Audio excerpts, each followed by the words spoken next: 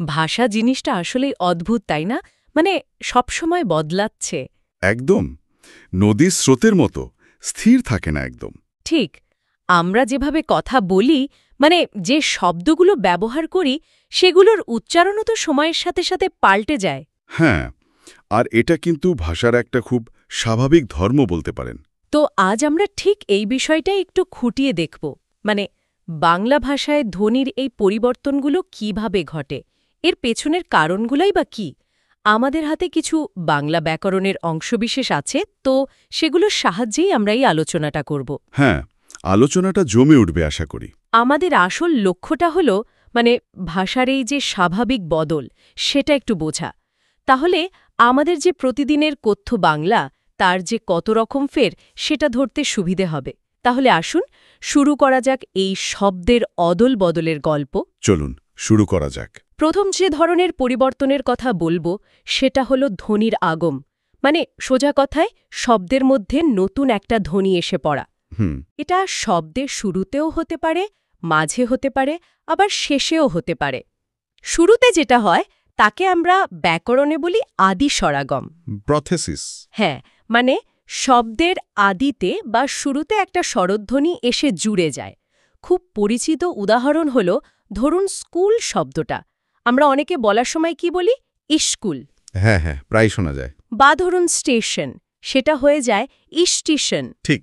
খেয়াল করলে দেখবেন দুটো ক্ষেত্রেই শব্দের শুরুতে একটা যুক্ত ব্যঞ্জন আছে, স্ক, ষ্ট। তো আমার মনে হয় যেন ওই যুক্ত ব্যঞ্জনটা উচ্চারণ করতে একটু সুবিধার জন্যই শুরুতে একটা ই স্বরধ্বনি জুড়ে দেয়া হচ্ছে, তাই কি? ঠিক ধরেছেন। মানে ভাষাবিজ্ঞানে একে প্রথেসিস বলে। আপনি যেমন বললেন, এর মূল কারণটাই হলো উচ্চারণের সুবিধা। বিশেষ করে যে ভাষাগুলোর গঠনগত বৈশিষ্ট্যের শব্দের শুরুতে যুক্তব্যঞ্জন খুব একটা স্বাভাবিক না, সেখানে অন্য ভাষা থেকে আসা এই ধরনের শব্দ এলে মানুষ প্রায় অজান্তেই শুরুতে একটা স্বরধ্বনি যোগ করে নেয়। এটা শুধু বাংলাতেই নয়, পৃথিবীর অনেক ভাষাতেই এই প্রবণতাটা দেখা যায়। আচ্ছা। হ্যাঁ, এটা আসলে ভাষাকে ব্যবহারকারীর জন্য সহজ করে তোলার একটা খুব স্বাভাবিক প্রক্রিয়া। বাহ! তার মানে এটা শুধু আমাদের মুখের কথাই নয়, এর পেছনে ভাষাতাত্ত্বিক যুক্তিও আছে। আচ্ছা, এবার আসি শব্দের মাঝখানে ধ্বনি আসার কথায়। আচ্ছা। একে বলে মধ্যস্বরাগম। এর আরও দুটো বেশ ডালভরা নাম আছে, বিপ্রকর্ষ বা স্বরভক্তি। হ্যাঁ, স্বরভক্তি নামটা বেশ চালু। এখানে মূলত যুক্ত ব্যঞ্জনগুলোর মাঝখানে একটা স্বরধ্বনি এসে মানে সেগুলোকে ভেঙে দেয় আর কি। যেমন ধরুন রত্ন শব্দটা, এখানে ত আর ন যুক্ত আছে, কিন্তু আমরা কথায় অনেক সময় বলি রতন। ঠিক। দেখুন মাঝে একটা অ চলে এলো। একইভাবে ধর্ম, র প্লাস ম হয়ে যায় ধরম, কর্ম হয় করম, হর্ষ হয় হরস। একদম পরিচিত উদাহরণ এগুলো। আর শুধু অই নয়, অন্য স্বরধ্বনিও আসতে পারে। যেমন ধরুন প্রীতি, প প্লাস র, এটা হয়ে যায় পিরিতি, মাঝে একটা ই এলো। ক্লিপ, ক প্লাস ল হয় কিলিপ। আবার ধরুন গ্রাম, গ প্লাস র, এটা হয়ে যায় গেরাম, মাঝে এ এলো। হ্যাঁ। গ্লাস হয় গ্যালাস, শ্লোক শ্লোক হয়ে যায়, এখানে ও এলো। উকারও আসে। হ্যাঁ, উকারও আসে, যেমন মুক্তা থেকে মুকুতা, তুর্ক থেকে তুরুক। এমনকি ভুরু শব্দটাও নাকি এই প্রক্রিয়ার উদাহরণ। হ্যাঁ, যদি ওখানে যুক্ত ব্যঞ্জন নেই। এই মধ্যস্বরাগম বা অ্যানাপথিসিস এর কারণটাও কিন্তু সেই একই উচ্চারণ সহজ করা। একদম। যুক্ত ব্যঞ্জনের উচ্চারণ অনেকের কাছেই একটু কঠিন মনে হতে পারে। তো মাঝখানে একটা স্বরধ্বনি এনে দিলে প্রত্যেকটা ব্যঞ্জন আলাদা করে উচ্চারণ করা যায়, ফলে শব্দটা সহজ হয়ে যায়। মানে রত্ন বা ক্লিপ বলতে যেটুকু চেষ্টা লাগে, রতন বা ক্লিপ বলতে তার চেয়ে বেশ কম লাগে। আর আপনি যেটাকে গালভরা নাম বললেন, স্বরভক্তি, এই নামটা কিন্তু বেশ তাৎপর্যপূর্ণ।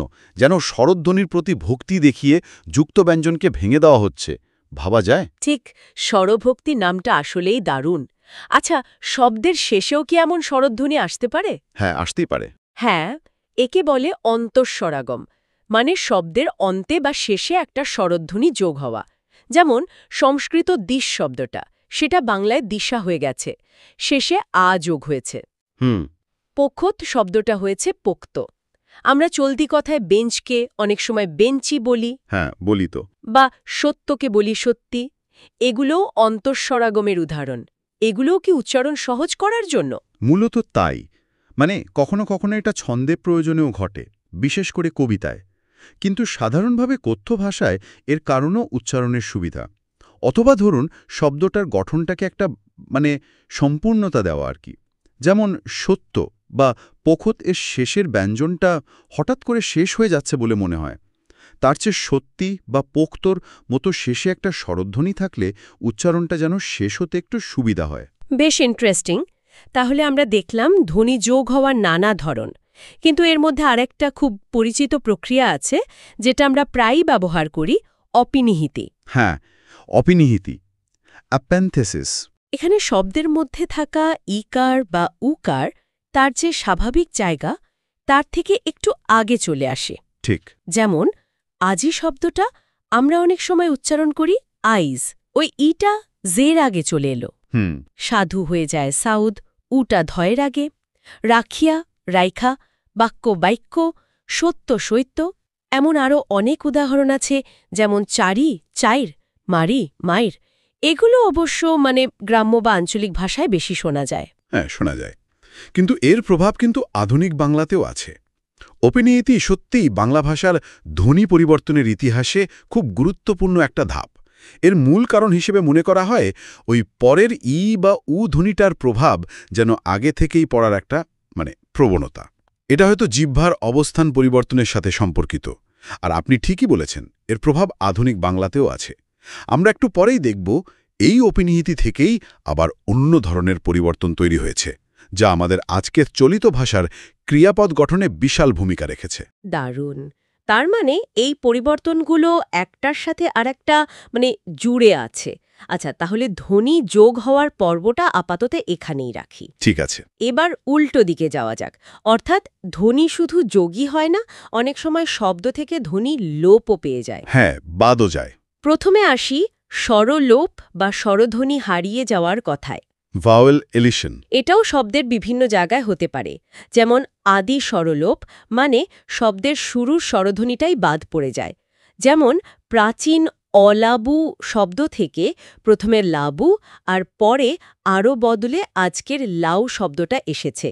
এখানে শুরুর অটা লোপ পেয়েছে। হ্যাঁ, বেশ বড় পরিবর্তন। কিংবা ধরুন উধার থেকে সরাসরি ধার হয়ে যাওয়া। এটাকে অ্যাফোরেসিস বলা হয়। এটা অবশ্য তুলনামূলকভাবে একটু কম ঘটে, কিন্তু ঘটলে শব্দের চেহারাটাই একদম বদলে যেতে পারে, যেমন অলাবু থেকে লাউয়ের ক্ষেত্রে হয়েছে। ঠিক। আবার মাঝখান থেকেও স্বরলোপ পেতে পারে। একে বলে মধ্য স্বরলোপ, সিঙ্কোপ। যেমন অগুরু শব্দটা থেকে অগ্রু হয়েছে, সুবর্ণ থেকে স্বর্ণ। এখানে ভেতরের উ বা অধ্বনিটা লোপ পেয়েছে। এটা সাধারণত ঘটে যখন শব্দটা একটু দ্রুত উচ্চারিত হয়। হ্যাঁ, আর এই মধ্যস্বর লোপের ফলেই কিন্তু অনেক সময় নতুন যুক্ত ব্যঞ্জন তৈরি হয়ে যায়। যেমন অগুরুতে গ আর র আলাদা ছিল, অগ্রুতে গ প্লাস র যুক্ত হয়ে গেল। ইন্টারেস্টিং। আর শব্দের শেষের স্বরধ্বনি লোপ পেলে তাকে বলে অন্তঃস্বর লোপ। অ্যাপোকো। এটা চলিত বাংলায় খুব বেশি দেখা যায়, খুবই কমন। যেমন সাধু ভাষার আশা, চলিত ভাষায় আশ, আজি, আজ, রাতি, রাত, চারি, চার। হ্যাঁ। সন্ধ্যা শব্দটা প্রথমে সন্ধ্যা আর তারপর সাঁঝ হয়েছে, এটাও অন্তঃস্বর লোপের কারণে। বিশেষ করে রাঢ়ী বাংলায় পশ্চিমবঙ্গের কথ্য ভাষায় শব্দের শেষের অধ্বনি লোপ পাওয়ার প্রবণতা খুব বেশি। ঠিক। এই অন্তঃস্বর লোপ চলিত বাংলাকে আরও গতিশীল আর সংক্ষিপ্ত করেছে। সাধু ভাষার ওই দীর্ঘ রূপগুলোর চেয়ে চলিত রূপগুলো বলতে অনেক কম সময় লাগে। হ্যাঁ, সেটা ঠিক। আচ্ছা, স্বরধ্বনির মতো ব্যঞ্জনধ্বনিও কিন্তু একইভাবে লোপ পেতে পারে। একটা মজার প্রক্রিয়া হল সমাক্ষর লোপ। হ্যাঁ, হ্যাপ্ললজি। পাশাপাশি দুটো একই রকম ব্যঞ্জন থাকলে অনেক সময় তার একটা লোপ পায়।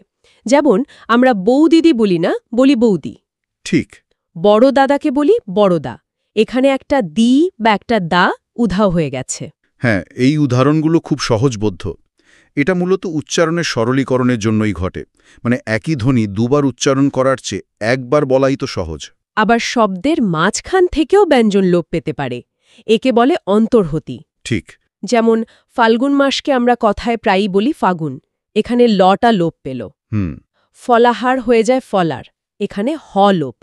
আলাহিদা হয়ে যায় আলাদা, এখানেও হ লোপ। অন্তর্হতীয় ভাষাকে সংক্ষিপ্ত করার একটা বেশ ভালো উপায়। দেখুন, ফাল্গুনের চেয়ে ফাগুন উচ্চারণ করা সহজ এবং বেশ দ্রুতও বটে। এছাড়াও আরও কিছু বিশেষ লোপের কথা বলা যায়, যেমন আধুনিক চলিত বাংলায় প্রায় রকার লোপ পায়, বিশেষ করে কোনো ব্যঞ্জনের সাথে যুক্ত থাকলে। হ্যাঁ, এটা খুব দেখা যায়। যেমন তর্ক হয়ে যায় তক্ক।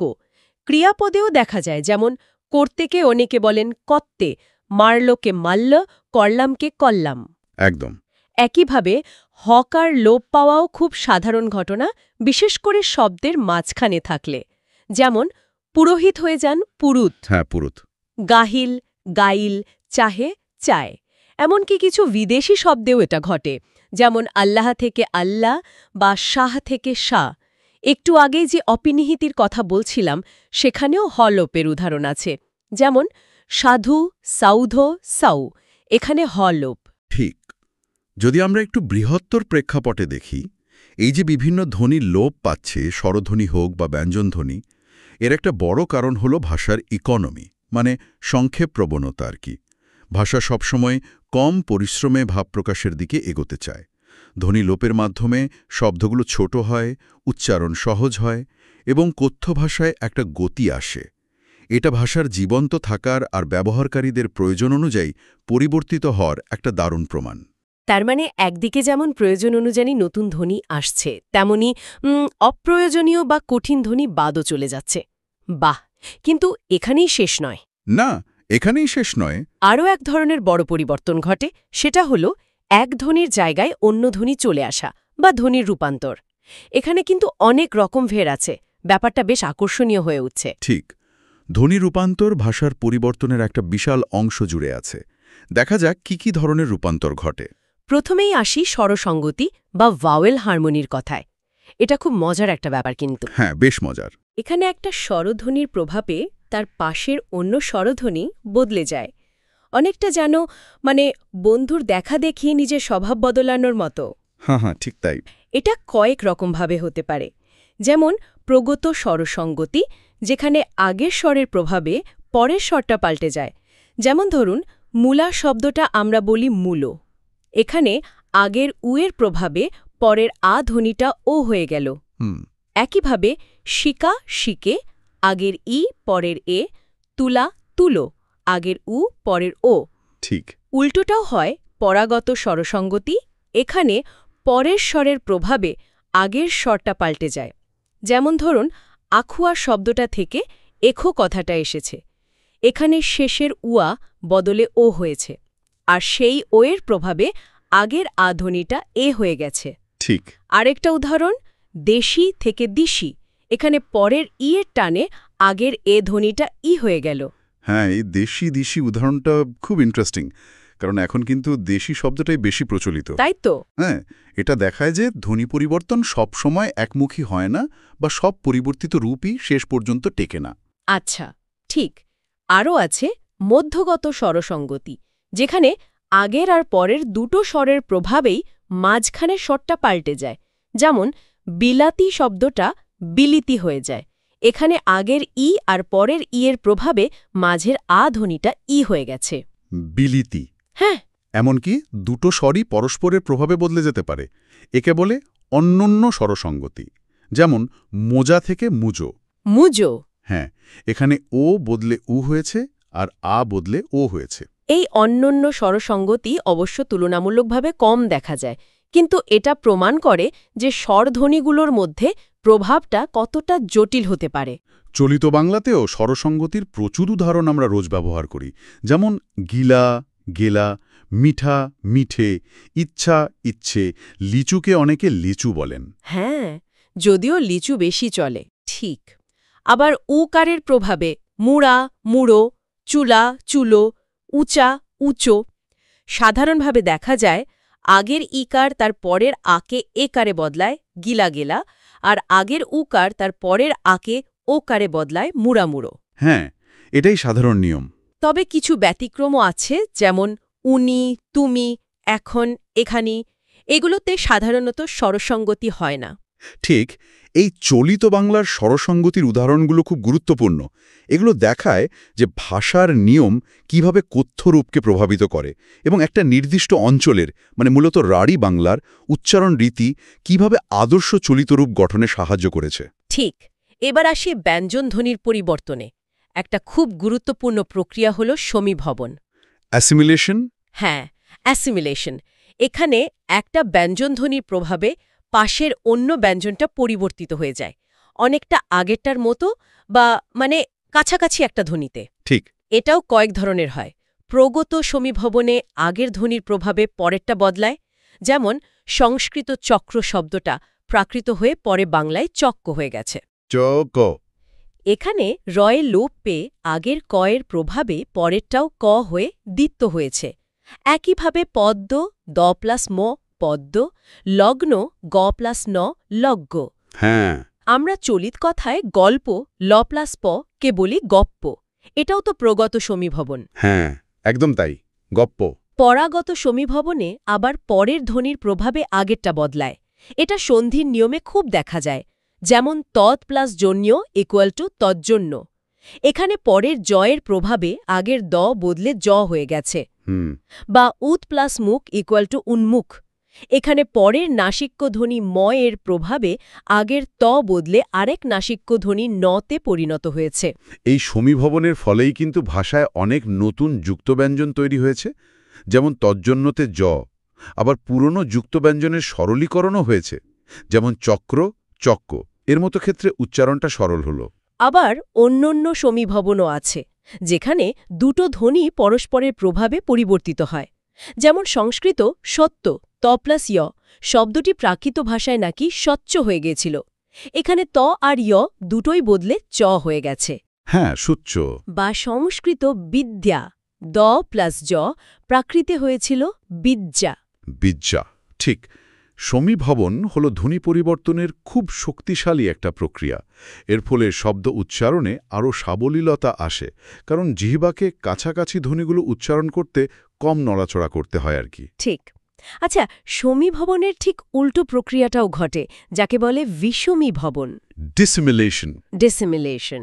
এখানে যদি দুটো একই বা কাছাকাছি ব্যঞ্জনধ্বনি শব্দে পরপর থাকে, তাহলে উচ্চারণের সুবিধার জন্য বা ভুল এড়াতে তার একটা পরিবর্তিত হয়ে অন্যরকম হয়ে যায়। ঠিক।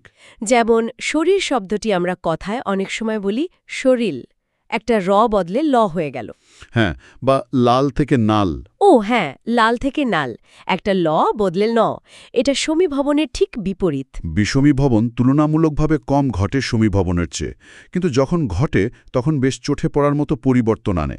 এটা দেখায় যে ভাষা শুধু মিলই খোঁজে না, কখনো কখনো অতিরিক্ত মিল এড়াতেও চেষ্টা করে। বাহ। আরেকটা খুব মজার পরিবর্তন হল ধ্বনি বিপর্যয় বা মেটাফেসিস। আরও আছে, যেমন প্রাচীন পিশাচ আধুনিক বাংলায় পিশাচ হয়েছে। হ্যাঁ, চ আর স জায়গা বদল করেছে। ঠিক। লাফ থেকে ফাল, ফাল পাড়া। হ্যাঁ, এই ধ্বনি বিপর্যয় অনেক সময় অসাবধানতা বশত ঘটে, কিন্তু যদি বহু মানুষ একইভাবে বলতে থাকে তখন সেটাই ভাষার অংশ হয়ে যায়। বাস্ক বা রিস্কা এখন খুবই প্রচলিত কথ্যরূপ। অনেক সময় আবার একটা ব্যঞ্জনধ্বনি অন্য কোনো কারণে বদলে গিয়ে অন্য ব্যঞ্জনে রূপান্তরিত হয়। একে সাধারণভাবে ব্যঞ্জন বিকৃতি বলা যেতে পারে, তাই না? হ্যাঁ, বলা যায়। Consonant change. যেমন প্রাচীন কবাট এখন হয়েছে কপাট, ব প। কপাট। ধোবা হয়েছে ধোপা, বর প। ঢাইমা হয়েছে দাইমা, ধ দ। হ্যাঁ, এগুলোর পেছনে হয়তো সবসময় খুব নির্দিষ্ট নিয়ম খুঁজে পাওয়া যায় না, কিন্তু পরিবর্তনটা ঘটে গেছে। এগুলোকে অনেক সময় বিক্ষিপ্ত পরিবর্তন মনে হলেও এর পেছনেও ধ্বনিতাত্ত্বিক কারণ থাকতে পারে। যেমন হয়তো পরিবর্তিত ধ্বনিটা উচ্চারণ করা সহজ, বা পাশের ধ্বনির সাথে সেটা বেশি সঙ্গতিপূর্ণ। এবার আসি অভিশ্রুতি বা উমলাউট প্রসঙ্গে। এটা বাংলা ভাষার জন্য, বিশেষ করে ক্রিয়াপদের চলিত রূপ তৈরির জন্য খুব খুব গুরুত্বপূর্ণ। অত্যন্ত গুরুত্বপূর্ণ। একটু আগে যে অপিনিহিতির কথা বলেছিলাম, যেমন করিয়া কইরা, তার পরের ধাপটা হল অভিশ্রুতি। ঠিক। এখানে ওই যে আগে চলে আসা ই বা উ ধ্বনিটা, সেটা তার আগের স্বরধ্বনিকে প্রভাবিত করে পাল্টে দেয় এবং অনেক সময় নিজের লোপও পায়। হ্যাঁ, আগেরটাকে পাল্টে দিয়ে নিজে সরে পড়ে। হ্যাঁ, যেমন করিয়া অপিনিহিতি কইরা, অবিশ্রুতি করে। এখানে এর প্রভাবে আগের অটা এ হয়ে গেল আর ইটাও থাকলো না। করে। একইভাবে শুনিয়া, শুইনিয়া, শুনে, হ্যাঁ, বলিয়া, বইলা, বলে। শুনে, বলে। হাঁটিয়া, হাইটা, হেঁটে। আমাদের চলিত বাংলার বেশিরভাগ ক্রিয়াপদ করে, বলে, চলে, শোনে, দেখে এই অভিশ্রুতি প্রক্রিয়ার মাধ্যমেই তৈরি হয়েছে। অবশ্যই অভিশ্রুতি সত্যি বাংলা ভাষার বিবর্তনের একটা মাইলফলক বলা যায়। এটা ভাষাকে কতখানি সংহত এবং আধুনিক করেছে ভাবলে অবাক হতে হয়। সাধু ভাষার করিতেছে, বলিয়াছি ইত্যাদির তুলনায় চলিত করছে, বলেছি কত সহজ এবং দ্রুত। এর মূলে কিন্তু ওই অপিনিহিতি আর অভিশ্রুতি। ঠিক তাই। আচ্ছা, আমরা কথায় জোর দেওয়ার জন্য অনেক সময় একটা ব্যঞ্জনকে দুবার উচ্চারণ করি না? যেমন পাকা না বলে বলি পাক্কা, পাক্কাম। হ্যাঁ, সকাল না বলে সকাল। একে বলে দ্বিত্ব ব্যঞ্জন বা জেমিনেশন। এটাও তো এক ধরনের ধ্বনি পরিবর্তন, তাই না? অবশ্যই। এটা অর্থের পরিবর্তন না করলেও বলার ভঙ্গিতে একটা জোর বা এমফেসিস যোগ করে। এটাও ভাষার একটা জীবন্ত বৈশিষ্ট্য। শেষ করার আগে আর দুটো ছোট কিন্তু জরুরি প্রক্রিয়ার কথা না বললেই নয়, ইয়শ্রুতি ও বশ্রুতি। হ্যাঁ, শ্রুতি ধ্বনি, ইউফনিক গ্লাইডস। বাংলায় যখন দুটো স্বরধ্বনি পাশাপাশি চলে আসে, অনেক সময় উচ্চারণের সুবিধার জন্য বা দুটো স্বরকে জুড়ে দেওয়ার জন্য তাদের মাঝখানে একটা অন্তঃস্থ য় বা ব ধ্বনি এসে পড়ে। ঠিক। যেমন ধরুন, মা আর আমার এই দুটো শব্দ একসাথে বললে আমরা প্রায়ই মা আমার বা মায়ামারের মতো শোনাই। যা প্লাস আ ইজ ইকুয়াল টু যাওয়া। এখানে আসলে একটা ব শ্রুতি ঘটে, যাওয়া। যাওয়া। একইভাবে না প্লাস আ ইজ ইকুয়াল টু নাওয়া, দে প্লাস আ ইজ ইকুয়াল টু দেওয়া, খা প্লাস আ ইজ ইকুয়াল টু খাওয়া। এই যে অতিরিক্ত য় বা ব আসছে, এগুলোই শ্রুতিধ্বনি। এই শ্রুতিধ্বনিগুলো দুটো স্বরের মাঝখানের ফাঁকটা ভরাট করে উচ্চারণকে মসৃণ করে তোলে। এগুলো ছাড়া যা, আ, দে, আ শুনতে একটু হোঁচট খাওয়ার মতো লাগে। যাওয়া, দেওয়া অনেক বেশি সাবলীল। তাহলে আমরা দেখলাম বাংলা ভাষায় ধ্বনির পরিবর্তন কত বিচিত্র উপায়ে ঘটে চলেছে। মানে শব্দের মধ্যে নতুন ধ্বনি আসছে, আগম, পুরনো ধ্বনি হারিয়ে যাচ্ছে, লোপ, আবার এক ধ্বনি বদলে অন্য ধ্বনিতেও রূপান্তরিত হচ্ছে, রূপান্তর। ঠিক। আর এই সব কিছুই ঘটছে শব্দের শুরুতে, মাঝে বা শেষে। পুরো ব্যাপারটা ভাষার একটা নিরন্তর পরিবর্তনের ছবি তুলে ধরে। আর এখানেই সবচেয়ে আকর্ষণীয় বিষয় হলো এই পরিবর্তনগুলো কিন্তু ভাষার কোনো ভুল নয়। না, একদমই না। এগুলো ভাষার স্বাভাবিক বিবর্তন, তার জীবন্ত থাকার প্রমাণ।